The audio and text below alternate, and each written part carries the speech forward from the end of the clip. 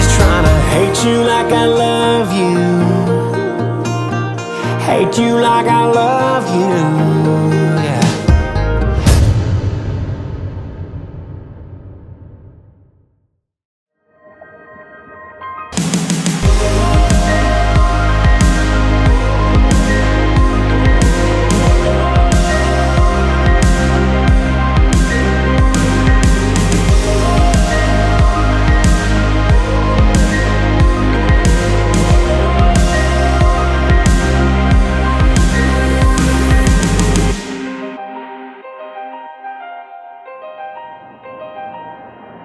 Welcome back to the Picture This podcast. Today, my guest, Amber Smith. How are you? I'm doing good. Good. Granger was on last week. Good to have you this week, because usually we only get one side and then it's over and we move on to somebody else. Yeah. You kind of get the rest of the story, as Paul Harvey used to say a long time ago. I like that. I hope I bring the other half. I have no idea what pictures he selected, so. That's what he told me. Yeah. You have no idea what he selected. Does he have any idea what you selected? Except for one. I did ask about one, and we'll get to that one. Yeah, we'll get to that. Because I asked you about that too. Yeah. And you even talked with your fans on Instagram about that photo too. Okay, we'll talk about that coming up. You selected all these photos. You actually selected like 40 or 50. And we narrowed them down to about 10, 12, something like that. I couldn't narrow it down. I think I had 75 and I sent you like 30. And I was like, I'm sorry, you're just gonna have to pick whichever ones you want to talk about. No, that's good. Listen, I think if you'd come with 4, it would have been like, well, where are the rest? That's all I could figure. That's all, that's good. It's good to have many. That we'll do what we did, we talked about with Granger last time too, is that we'll come back with a part 2. Yeah. Okay. Yeah, I think you have to. We'll tuck those other ones away. Okay. Let's start with this first one right here. It is a young couple, a young Granger and Amber. That is baby Granger and Amber. That is 2009. Okay. And we are in York. Okay, so we took a trip for Granger's 30th birthday, which I thought that's what we were going for. And we went to York, England. We went to London. And then he proposed to me, which I didn't know was going to happen. And he proposed to me in front of the York Minster Church. And it was raining. And I think I blacked out because I remember what he said right before he hit his knee. And then I don't remember anything. I just remember crying and hugging him. And I do remember people, I don't know, it was like we were in a snow globe or something. It was like time kind of stopped all around us. It was awesome. Everybody else is slow motion. And we're kissing. And so then we went to Paris to celebrate. There's a Coldplay song playing. Yes. Then we went to Paris to celebrate. And that was back when he wore the little newsboy cap. Yeah, I don't think Yee would fit in. No. Overseas, would it? Yeah, that was 2009. So Yee didn't come until 2011. Oh, Yee wasn't here yet. Yes. You said you went to Paris. There's one of you two in Paris. We did. That was after we were celebrating. We were now newly engaged, and I set up my old phone. I'm sure it was a flip phone back then, on like a little timer. Sure. On the bridge, and we kissed. And then we went back actually last year for our 10-year anniversary, and we tried to recreate that photo. Right before everything shut down. Right before everything shut down in February. Yeah. Oh wow. Yeah. How about that? Yeah. Did you go up in the tower? Did you do all We didn't. That's one thing we didn't do. The lines are always super, super long. Really? So we just kind of walked around the bottom. I've always pictured it like the movies, which everybody just mingles around. Whoever wants to go up can, and not that it's an actual attraction. No, yeah, it's a big attraction. Like all of those places, like the Louvre and all the museums and stuff, are hour-long, 2-hour-long waits. Yeah. And then everybody's standing in front of the Mona Lisa, and you can't even see it, right? Yeah, you can't even see it. Yeah. How about this one? Picture the full family. Oh, that's Yee was around at this time. Yee was, yes. Yeah. That's Earl Dibble's family. And that was actually our Christmas card. It's Earl Dibble's family. I love it that you guys talk about it. They're completely different people. Like it's a completely different, yeah. It is, Ant-Man, it is. Does she have a name? Does Earl's girlfriend or family or I think wife, Earl's whatever? little daughter is Pearl. Okay. And then people said that Earl needed to have a wife or a girlfriend. So I guess she does. I don't know if she has a name yet. We might have to ask people what her name should be. But we sent that card out to all of radio just as a Merry Christmas from Earl Dibbles. Awesome. And the kids had so much fun dressing up as Earl and playing with all the little toys and stuff. So that was a fun photo. Everybody has tattoos. Everybody has tattoos, yes. Even the kids, yes. Of course. And they just had Hero Day at school, and London went dressed up as her daddy, as Earl. Oh, really? This week. Oh, that's awesome. Yeah, in her little overalls. So. What do the kids think about Earl? They love Earl. Obviously they love Earl songs. Something about kids love Earl Dibble songs. Yes. I mean, we get so many pictures and videos from fans of their little kids dressed up, as Earl or Halloween or But Granger will sometimes say, I've got to go see Earl, or I got to go. And the kids are like, Daddy, you are Earl. You're Earl. And he's like, no, I'm not. Why do you guys think that? And Lincoln's like, I see your tattoos, Daddy. I know you're the same person. I know you are. So then now London's 9, so she just rolls her eyes. She's like, I know who you are, Dad. Yeah, of course. I know who you are. She knows the truth. Can't fool me. Yeah. Sometimes you get photos, you go, okay, well, I know, there's a story that's evident in the photo. This one, I'm super intrigued about because I don't know what that's about. So that was in Michigan. Yeah. And it was super, super cold.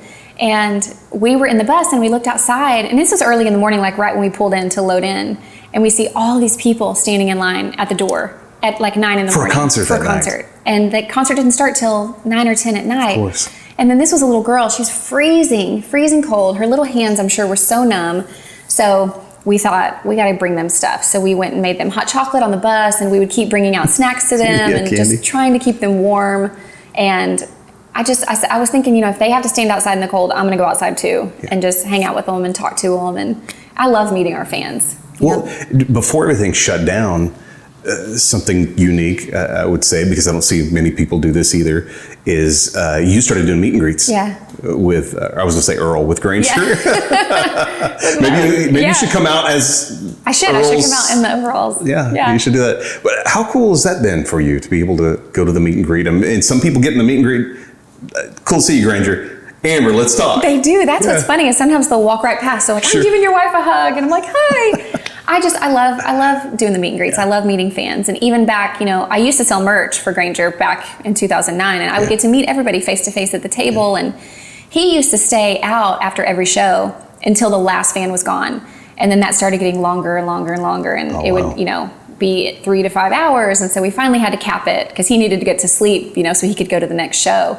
So that's when we started the gold and VIP meet and greets on the bus. And even that, he still sometimes has 100 to 150 before a show. Whoa. So it's been really cool to get to meet people and hug them and say thank you and hear their stories. So many people come in with stories of why they're there, that night and want to celebrate with their family. So I just enjoy meeting all of our peeps. I think especially in country music, I feel like that most artists are open, at least with social media. They'll put out what they want people to see, but I don't know that there's really been another couple or a family that's been more open than you guys have been. I mean, it feels like the country music family is your family too. How's that been for you guys? I feel that way too, and thankfully we've got such amazing fans, and they're so supportive, and we've been able to be open and vulnerable, and getting to know them, and them sharing their stories with us, and they're why we do what we do. They are who buy the merch, they're who buy the tickets, they're who buy the songs, and so without them, we wouldn't be able to do this. Granger wouldn't be able to live this dream. It's not. Yes, it is about radio, and yes, it is about sales and things like that, but it's the people who come to the shows and the people who support us. So I've just really enjoyed getting to have our Yee Nation people. We have like a crew of people. So.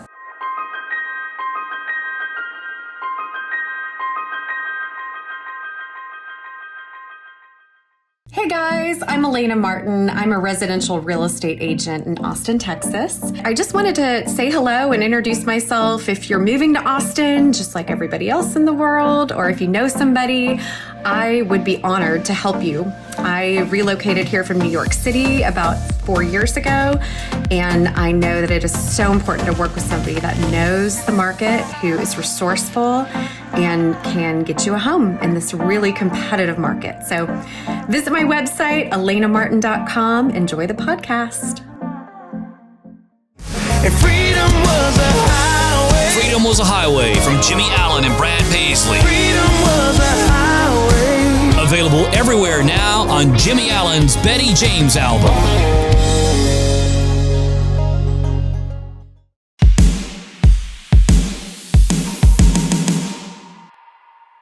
You've been very open with your faith. Mm-hmm. You mentioned that you didn't really come to know the Lord till you were in your 30s. Mm-hmm. So you really made a conscious effort to be baptized this year. Yes.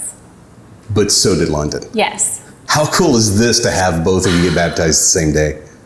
I can't even explain to you what that meant to me.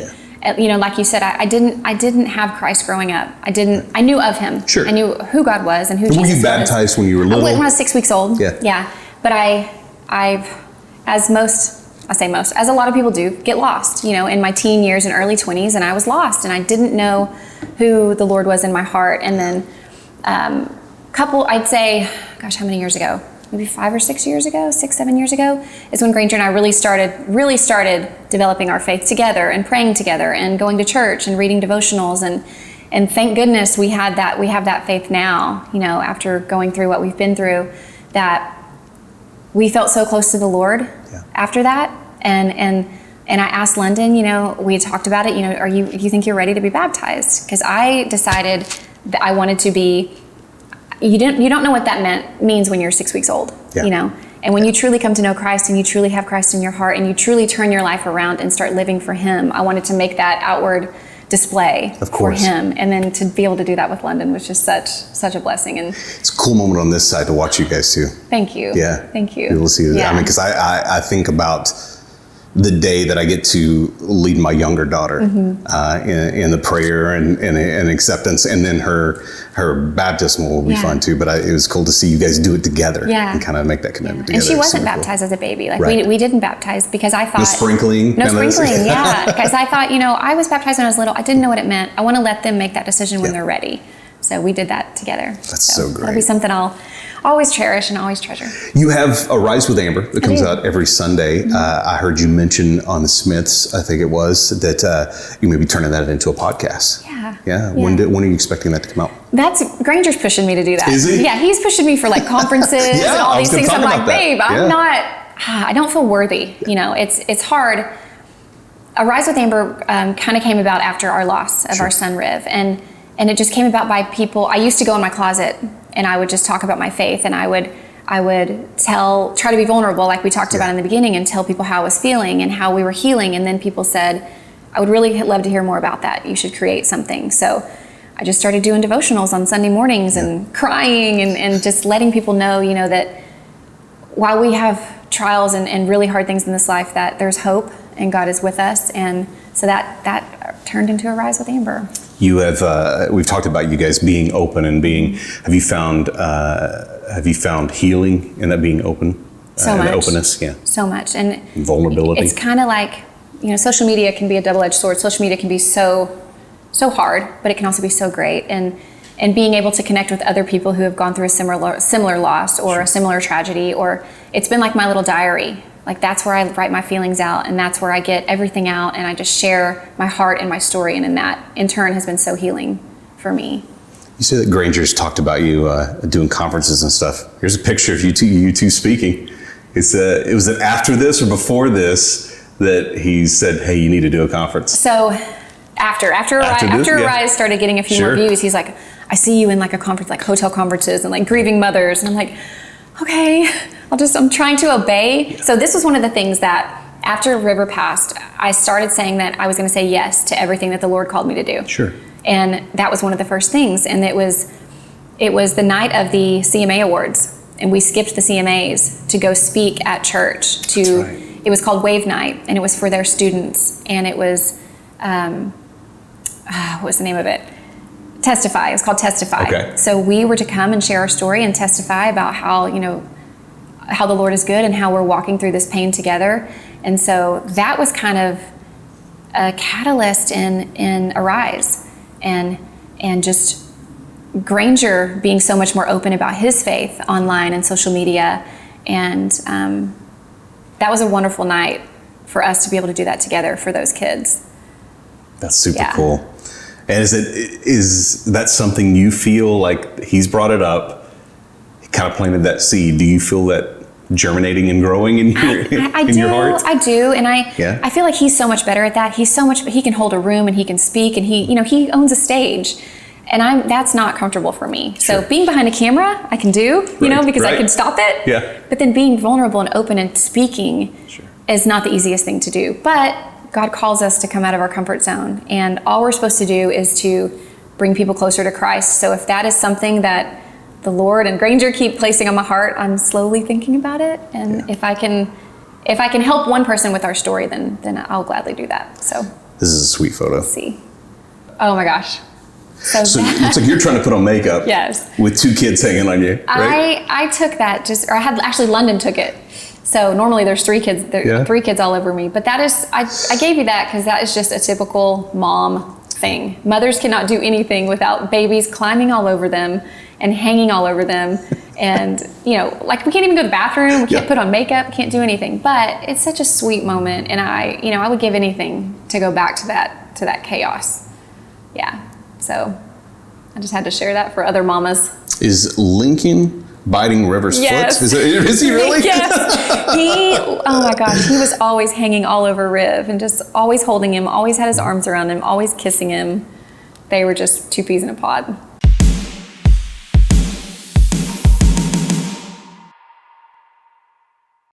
Thank you guys once again for watching this week's Picture This podcast. Hi, it's the Ant-Man. A big shout out to our friends at Zingular here with the 8-day jumpstart at picturethispodcast.co/jumpstart. 8 days to getting on track to living a healthier, better lifestyle. All plant-based, all natural, and totally safe. 22 weeks away from summer. If your goal is to lose weight before that summer heat hits, you got 22 weeks and you could be 22 pounds lighter with only losing a pound a week.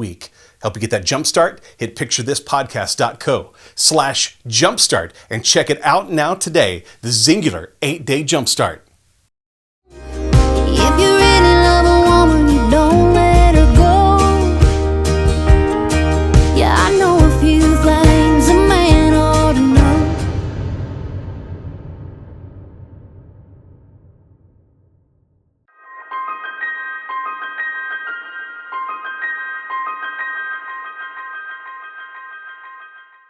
This one I know is super close to your heart. Yes. The River Kelly Fund. Yes. And I know recently you just did some stuff with Dell Children's. It's been a big part of your life since everything went down. And tell me what the River Kelly Fund means to you to be able to. So on the day that we left the hospital, Granger and I looked at each other and we said we were not going to let anything tear our family apart. Sorry, I might get emotional. And that we would do anything we could to bring good from our loss. And so my brother-in-law, Tyler and Parker, they're the ones that created the shirt. We had a shirt that we had the excavator on it, and we decided we had such good care at Dell that we wanted to give immediately back to them. So we thought we would sell like 300 or 400 of those shirts maybe, but we ended up raising, I think, $250,000 to give back to Dell. And so after that was what made me think, we have to keep his little legacy alive. So I started the River Kelly Fund in the hopes that we just always want to give back for Riv and live for Riv. And so every month we donate. We accept donations all the time at riverkellyfund.org, but we've been able to give back to cancer, St. Jude. We've given back to Dell Children's. We've given to Citizens with Disabilities. I mean, we're trying to build a park in Georgetown. So it gives me purpose to keep going every single day, giving back to people in his honor because he was such a light and such a joy. And that's something that I know will keep him alive for me, for the rest of my life. Yeah. So River Kelly Fund is really, really special to me. And I look forward to watching it grow for him forever. I went to the service, and I think it was for you guys, but it also, I want you to know, reflected for us too, to have something like this be part of that service. And it was so him, if you knew him, he always had a Lightning McQueen in his hand. Yeah. And when I remember when we went to pick out his casket, which no mother should have to do, none of them fit. Right. It was like they were all super shiny or blue or just not. I wanted something rustic, for Riv, like just sanded wood or something. So I ended up leaving. I picked one and I thought, I'll just sand it down and we'll make it, rustic and woodsy like River was. And throw some mud on it. Throw some mud on it, yes. And then the guy called me back and he said, we have time to do a custom casket. And so that was just another God thing, that he was able to be buried in his favorite thing. Lightning McQueen. Lightning McQueen. And so that was just such a blessing in such a time of pain. What a cool smile. Yeah, he has a crooked smile like Granger. That's the last photo. That was the day before he passed away. We were at the airport picking up Granger. And that day he had chocolate milk. He had a huge cookie, like the size of his head. I'd be smiling like that too if I had a cookie like that. He had such a good day. You know, and I think back now, if I would have, you never know what's to come, you know, and I think I only had less than 24 hours with him there. Yeah. But it was such a good day. We had so much fun and we laughed and he even like drank chocolate milk and spit it out everywhere and we died laughing but that's the last photo that I have with him. Just makes you always remember to cherish every single day. Yeah. You just never know. But also pausing for a second, that you have this photo, like you have that forever, which is so cool that we can do that. And then now here on this podcast, you have that as well. For more information on the River Kelly Fund, head to riverkellyfund.org.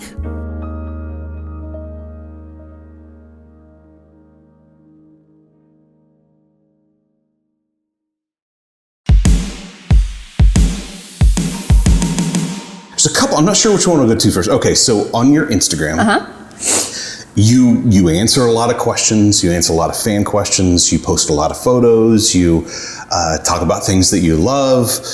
You posted this one, and it was just before we set this one up. Someone asked you guys ever shared a wedding photo of yourselves? Yeah. Or you guys have never shared, you did a true false. Yes. That's what it was. You guys have never shared a wedding photo of you just wrote true and nothing else. Everything else had like 2 paragraphs of stuff. This one word. I know. That's one thing, we have never shared a wedding photo. And I don't know why we did that back then, but I remember Granger saying, let's just keep these for us. Yeah. You know, we kept our wedding pretty small, only immediate family and grandparents, and didn't even have cousins or anything there.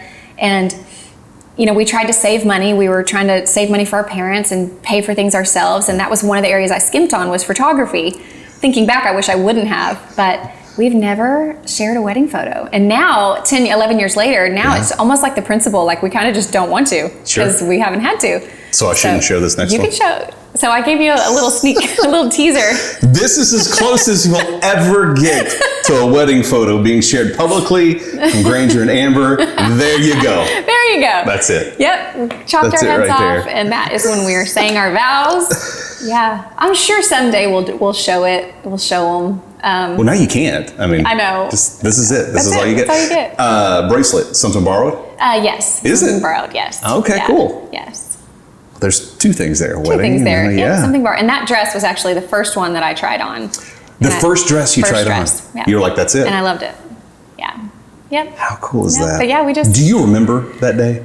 So yes, I do. And a lot of it is such a blur. I always tell people when you get married, try to soak it in the best you can because you do, it's such a blur. And you kind of, it's just like the engagement, you kind of black out. And I do remember we were supposed to get married we got married at Horseshoe Bay. And it was supposed to be outside, like out on the lake. Well, it was in February, so it ended up being sleeting and freezing. Oh no. So we had to move the whole wedding inside. We had to just find a location. There was a heater above my head, and I had so much hairspray in my hair, I thought my hair was probably gonna like light up in flames. Did you start to smell it? Yeah. Did you almost. really? Yep. But it turned out to be wonderful. And I do remember when I was getting ready, getting the most butterflies I've ever gotten, because it was like it hit me, like we're getting married today. And it was just a great ceremony with small, quaint, great food, and just a wonderful moment for us. So we've just kind of kept it private. That's cool. Until today. Until today. It's a sneak peek into it. That's cool. For part 1, we're gonna. I was gonna say end. Let's do this one real quick because I love this photo. I want you to tell me where it's at. Okay. This was Canada, and it was the Florida Georgia Line Tour. Okay. And it was his first truly big arena show, like that scale, that grand scale. And I was just in such awe watching him because I was there when there was nobody in the bar. I was there in the van and trailer days. I was there when nobody would play his music. I was there, when there was 2 people that were just having a beer, not even paying attention. And to see him grow and stick with it. It's hard. Radio music is hard, and he stuck with it and stuck with his passion and just kept doing what he loved to do. So seeing him out there with Florida Georgia fans, Line, thousands of people, and watching him perform at that level was just such a special moment for us. And we had a great time in Canada. How fun. Yeah. Super I had to get cool. my smooch in. One more to round out part one. You must have just an amazing photographer. Oh my gosh, he's all right. I mean, he's okay. It's okay. Yes. I had the opportunity and the privilege to take this one for your Christmas card this year, I believe, right? Yeah. You took this photo. You take amazing photos. If people don't know, y'all need to hire this man because you've taken my rise photos. Yeah. Sorry. That's okay. You've taken my rise photos. You've taken our family photos. You've taken our Yee photos. I love shooting with you guys. You are the It's man. the most fun. This is out where you guys are building, where not the Yee farm, with the Smith's farm. Yes, that's at our house in the woods, and that was hard for me because it's really been the first real photo, like Christmas photo, without Riv. Yeah, sure. So as hard as that was to take, I love our smiles, and I love just that we still have so much joy, and we're still a family, and we're gonna be okay. So thank you for taking that. Of course. Yeah. Thanks for letting me, asking me to. This has been fun today. Yeah. Thank you so much for popping on Picture This with us today. I can't wait for part 2, part 3. However, we'll just share them all. I'm so excited to watch all of these. It's such a neat idea, and I'm so excited for you. Thanks so much for watching the Picture This podcast. Make sure you like, subscribe, and hit that notifications bell so you never miss an episode. We have some great ones coming up soon. While you're here, hit the community tab there at the top and let us know who you would like to see next here on the Picture This podcast. Hi guys, it's the Ant-Man. Make sure you follow us on Instagram at picturethispodcast.co, and we'll see you next time on the Picture This podcast.